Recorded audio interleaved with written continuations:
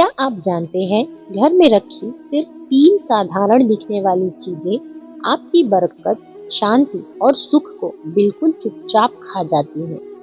पैसा आता है लेकिन टिकता नहीं, काम बनता है लेकिन टूट जाता है और कई बार तो बिना कारण झगड़े, तनाव और अनिद्रा बढ़ने लगते हैं। प्रेमानंद महाराज कहते हैं, घर में ऊर्जा रुकेगी तो बरकत भी रुक जाएगी। और ये 3 चीजें ऐसी हैं जो घर की सकारात्मक ऊर्जा को सबसे पहले रोकती है या उन्हें नष्ट ही कर देती है। आज मैं आपको बताऊंगी ये 3 चीजें कौन सी हैं और क्यों इनसे बरकत रुकती है और इन्हें हटाते ही घर में क्या क्या चमत्कार होता है। नमस्कार दोस्तों, आप देख रहे हैं अद्भुत गाथा, जहां हम आपके लिए लाते हैं आध्यात्मिक ज्ञान, प्रेरणादायक कथाएं और जीवन बदल देने वाले उपाय। अगर आपने अब तक हमारे अपने इस चैनल को सब्सक्राइब नहीं किया है तो जरूर करें, क्योंकि आपकी जिंदगी बदल सकती है सिर्फ एक सही जानकारी से। महाराज जी कहते हैं, टूटी हुई मूर्तियां भगवान का अपमान नहीं बल्कि आपकी किस्मत पर पड़ा एक ऊर्जा दोष बन जाती हैं। घर में भले ही छोटी सी दरार हो, वो मूर्ति अब प्राण प्रतिष्ठित ऊर्जा नहीं देती बल्कि नकारात्मक कंपन छोड़ने लगती है। ऐसा होता क्यों है? क्योंकि टूटी मूर्तियां अपूर्णता का प्रतीक है और जहाँ अपूर्णता हो वहाँ लक्ष्मी कभी नहीं रुकती। टूटी मूर्तियां घर में भारीपन और उदासी लाती है। इनके चलते घर के सदस्यों में अनचाहा तनाव और चिड़चिड़ापन बढ़ता है, मन में अस्थिरता आने लगती है, निर्णय गलत होने लगते हैं। इसके उदाहरण स्वरूप महाराज श्री ने बताया कि एक परिवार ने मुझे मैसेज किया, हमारे घर में 3 महीने से लगातार नुकसान हो रहा था, बच्चों की सेहत भी दिन ब दिन बिगड़ ही रही थी। जांच करने पर पता चला कि पूजा घर में एक भगवान शिव की मूर्ति टूटी पड़ी थी, जिस पर कोई ध्यान ही नहीं दे रहा था। जैसे ही हमने मूर्ति को सम्मान से हटाया, घर का वातावरण ही बदल गया। अगले ही हफ्ते व्यापार में बहुत बड़ा लाभ हुआ। इससे बचने के लिए महाराज श्री बताते हैं कि टूटी मूर्तियों को तुरंत हटा दे, उन्हें बहते पानी में प्रवाहित करें या मंदिर में दे दे। नई मूर्ति लेने से पहले थोड़ा कपूर जलाकर स्थान को शुद्ध करें। महाराज जी कहते हैं, घर में इसके अलावा घर में रुकी हुई घड़ी नहीं होनी चाहिए। घर में रुका हुआ घड़ी घर के रुके हुए समय का प्रतीक है और जहाँ समय रुकता है वहीं बरकत भी रुक जाती है। घड़ी सिर्फ समय नहीं दिखाती, ये ऊर्जा का चक्र चलाती है। जब घड़ी रुकती है तो घर की ऊर्जा भी उसी समय पर ठहर जाती है।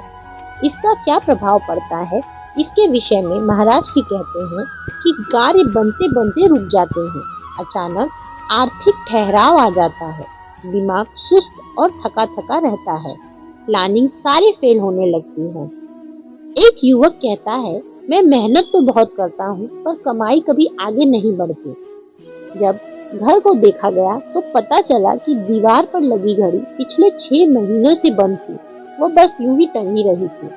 जैसे ही उसने अपने घर में नई घड़ी लगाई, 3 हफ्तों में ही इसकी इनकम लगभग दुगनी हो गई।